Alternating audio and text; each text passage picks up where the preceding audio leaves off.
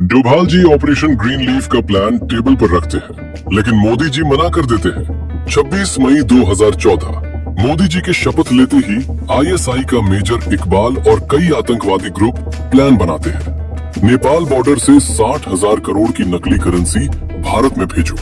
मकसद एक, भारत में तबाही। डोभाल साहब को जब ये खबर मिलती है, वो एक पल के लिए सन्न रह जाते हैं। इतने बड़े हमले की उन्होंने उम्मीद नहीं की थी। उसी वक्त सुबह होते होते यूपी के मशहूर गैंगस्टर अतीक को पुलिस उठा लेती है। डोभाल जी जानते थे, ऑपरेशन ग्रीन लीफ के बिना आतंकवाद को भारत में घुसने से रोकना नामुमकिन है। तो क्या था ऑपरेशन ग्रीन लीफ और क्यों था ये इतना जरूरी?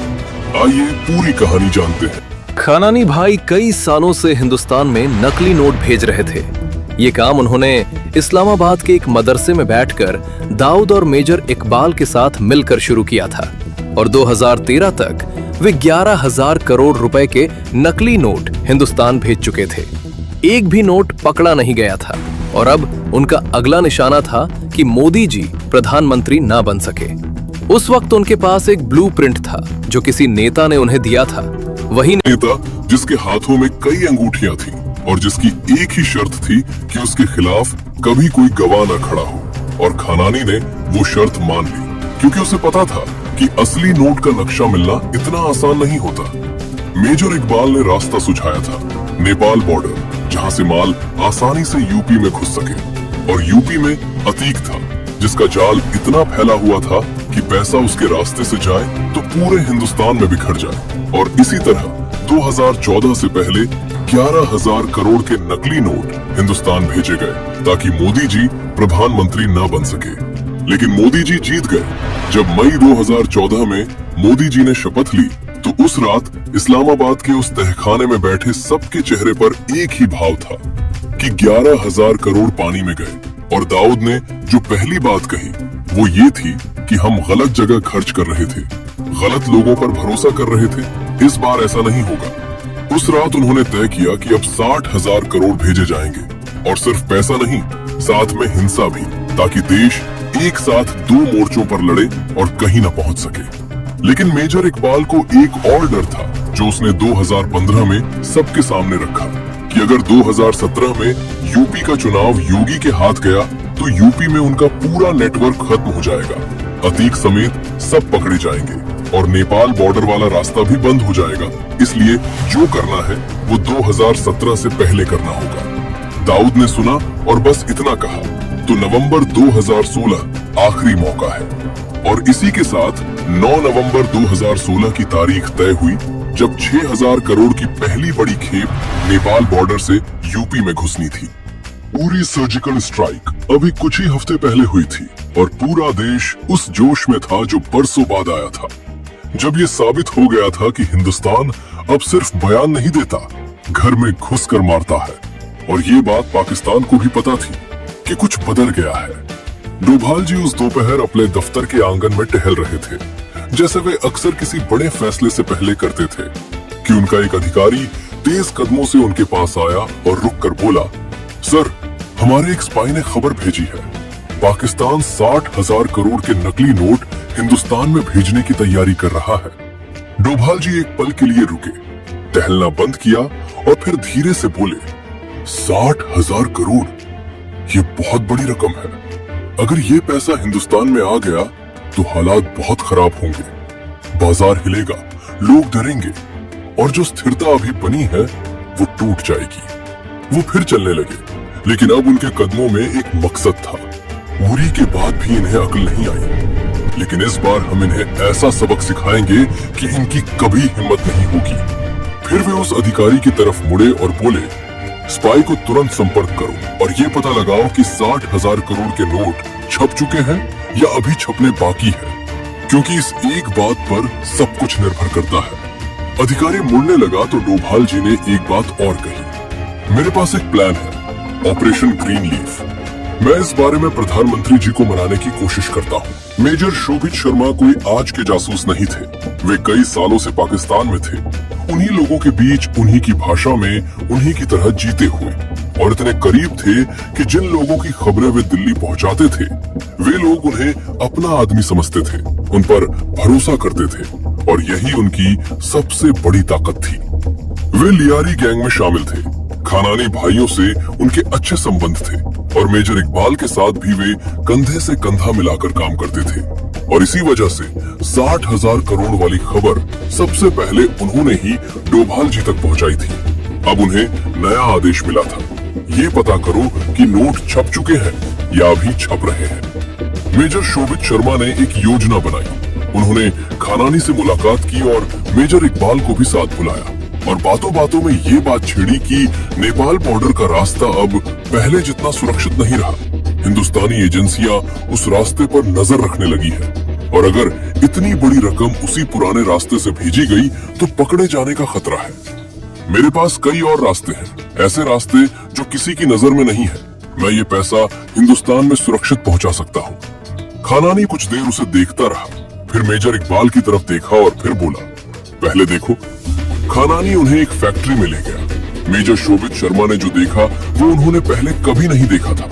एक बहुत बड़ा गोदाम और उसमें करोड़ों रुपए के नकली नोट पहले से बंडल बंधे हुए थैलों में भरे हुए, भेजे जाने के लिए तैयार, बस एक इशारे का इंतजार। नोट छप चुके थे। मेजर शोभित शर्मा ने चेहरे पर कोई भाव नहीं आने दिया। वे वहां खड़े रहे, गोदाम को देखते रहे और मन ही मन वो सब दर्ज करते रहे जो वे दिल्ली को बताने वाले थे। लेकिन खानानी के मन में एक डर था जो उस पूरी मुलाकात के दौरान उसकी आंखों में दिखता रहा कि कहीं ये खबर डोभाल जी तक न पहुंच जाए, क्योंकि अगर दिल्ली को पता चल गया तो सारा खेल खत्म। उधर दिल्ली में पीएमओ के एक कमरे में सिर्फ 2 लोग बैठे थे, मोदी जी और डोभाल जी।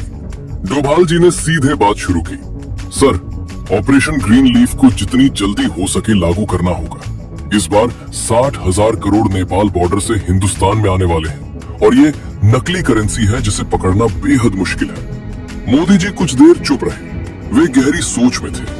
उन्हें पता था कि अगर ऑपरेशन ग्रीन लीफ अचानक लागू किया गया तो देश में बड़ी हलचल मचेगी, आम आदमी परेशान होगा और जो असर होगा वो सिर्फ दुश्मन तक नहीं रुकेगा। मोदी जी ने मना किया, डोभाल जी, ये सही कदम नहीं होगा। डोभाल जी ने एक पल रुक कर कहा, सर, अगर ये पैसा हमारे देश में आ गया तो आतंकवाद को रोकना नामुमकिन हो जाएगा। ये सिर्फ करेंसी नहीं है, ये उस पूरे नेटवर्क की रीढ़ है जो देश के अंदर हिंसा फैलाना चाहता है। मोदी जी ने पूछा, कोई और तरीका नहीं है डोभाल जी? डोभाल जी ने सीधे आंखों में देखकर कहा, सर, पैसा छप चुका है और इन लोगों की हिंदुस्तान में पकड़ बहुत मजबूत है। यूपी से लेकर बॉर्डर तक उनका नेटवर्क फैला हुआ है। इसके अलावा कोई रास्ता नहीं बचता। फिर थोड़ा रुक कर बोले, लेकिन सर, ऑपरेशन ग्रीन लीफ लागू करने से पहले यूपी में इनका नेटवर्क तोड़ना होगा, क्योंकि जब तक वो नेटवर्क खड़ा है तब तक ये पैसा किसी न किसी रास्ते से अंदर आता रहेगा। कमरे में चुप्पी छा गई। मोदी जी खिड़की की तरफ देखने लगे। बाहर दिल्ली थी और उनके कंधों पर एक ऐसा फैसला था जो करोड़ों लोगों की जिंदगी को छूने वाला था। 7 नवंबर की सुबह मेजर शोभित शर्मा की खबर डोभाल जी तक पहुंच चुकी थी। करेंसी छप चुकी है और 9 नवंबर को वो हिंदुस्तान में दाखिल होगी। डोभाल जी उसी सुबह यूपी के डीजीपी से मिले। कोई लंबी बैठक नहीं, कोई फाइल नहीं, सिर्फ एक निर्देश। पीएमओ से आदेश है, अतीक को जितनी जल्दी हो सके गिरफ्तार करना है। डीजीपी ने एक पल सोचा, फिर बोले, सर, अतीक का नेटवर्क बहुत बड़ा है। उसके पास ग्राउंड इंटेलिजेंस है, लोकल मूवमेंट पर पकड़ है और उसके आदमी हर थाने के इलाके में फैले हुए हैं। अगर हम बिना प्रॉपर सर्विलेंस और कॉर्डन के उसे अचानक उठाने की कोशिश करेंगे तो सांप्रदायिक तनाव और दंगे का खतरा है। डोभाल जी ने उन्हें सुना, फिर सीधे बोले, ये देश की सुरक्षा का सवाल है। अगर ये नहीं किया गया तो जो गड़बड़ी होगी वो किसी दंगे से बड़ी होगी। इसलिए जो भी तरीका अपनाना हो अपनाओ, जो भी रिसोर्स चाहिए मांगो, लेकिन ये काम जल्द से जल्द होना चाहिए। डीजीपी समझ गए कि ये एक रूटीन अरेस्ट नहीं थी, ये एक ऑपरेशन था जिसमें देरी की कोई गुंजाइश नहीं थी। उन्होंने वापस जाते हुए अपने स्पेशल टास्क फोर्स को अलर्ट पर रखने का आदेश दिया। सर्विलेंस टीमें तैनात हों, मूवमेंट ट्रैक हो और जैसे ही मौका मिले ऑपरेशन शुरू हो। एसटीएफ के अधिकारियों को उसी रात एक क्लोज्ड डोर ब्रीफिंग दी गई, जिसमें सिर्फ इतना बताया गया कि टारगेट की लोकेशन कंफर्म करो, उसकी मूवमेंट का पैटर्न समझो और किसी भी हालत में कोई लीक नहीं होनी चाहिए, क्योंकि अगर अतीक को जरा भी भनक लगी तो वो अंडरग्राउंड हो जाएगा और फिर उसे निकालना और भी मुश्किल होगा। डीजीपी जानते थे कि ये ऑपरेशन सिर्फ एक गिरफ्तारी नहीं थी, ये उस पूरे नेटवर्क की कमर तोड़ने की पहली कड़ी थी और इसे अंजाम देने के लिए उनके पास सिर्फ 48 घंटे थे। उस रात इस्लामाबाद में खानानी के गोदाम में जो हलचल थी वो किसी और रात जैसी नहीं थी। दर्जनों आदमी एक साथ काम कर रहे थे। नकली नोटों के बंडल बक्सों में बंद हो रहे थे, बक्से ट्रकों में लोड हो रहे थे और खानानी खुद वहां खड़ा था, एक एक खेप पर नजर रखते हुए, क्योंकि इस बार दाऊद की चेतावनी उसके कानों में गूंज रही थी। उस शाम दाऊद ने उसे अलग से बुलाया था। कोई लंबी बात नहीं हुई। दाऊद ने सीधे उसकी आंखों में देखा और कहा, तूने मेरे 11,000 करोड़ डुबोए, वो पैसा गया और काम भी नहीं हुआ। मोदी फिर भी बैठा रहा। अब अगर इस बार भी कुछ ऐसा हुआ तो सही नहीं होगा। खानानी कुछ नहीं बोला। वो जानता था कि इस वक्त कोई सफाई काम नहीं करेगी, सिर्फ नतीजा करेगा। इसलिए उसने सिर हिलाया और गोदाम की तरफ चला गया। रात के 2 बजे तक अधिकतर ट्रक लोड हो चुके थे। हर ट्रक में करोड़ों रुपए के नकली नोट इस तरह से पैक किए गए कि ऊपर से देखने पर आम सामान लगे और नीचे से नहीं दिखे और बॉर्डर पर रूटीन चेकिंग में निकल जाए। लोडिंग खत्म होते ही मेजर इकबाल ने अतीक को फोन किया। सुनो, 8 नवंबर की शाम को सभी ट्रक नेपाल बॉर्डर पर पहुंच जाएंगे और 9 नवंबर की सुबह 4 बजे तुम्हें हिंदुस्तान की तरफ से ट्रक अपने कब्जे में लेने हैं। अतीक ने फोन रखा, अपने भरोसेमंद आदमियों को इकट्ठा किया और बॉर्डर की तरफ रवाना होने का हुक्म दिया। 8 नवंबर की शाम इस्लामाबाद की उस फैक्ट्री में सभी ट्रक तैयार खड़े थे, नोटों से भरे, बंद, रवाना होने का इंतजार करते हुए। बस एक आखिरी हरी झंडी की देर थी। मेजर शोभित शर्मा भी वही थे, उन्हीं लोगों के बीच उसी फैक्ट्री में, चेहरे पर वही भाव जो पिछले कई सालों से लगाए हुए थे, लेकिन मन में वो सब दर्ज करते जा रहे थे जो दिल्ली को जाना था। उधर तराई में अतीक के आदमी भी तैयार थे, बॉर्डर के पास चुपचाप ट्रकों का इंतजार करते हुए।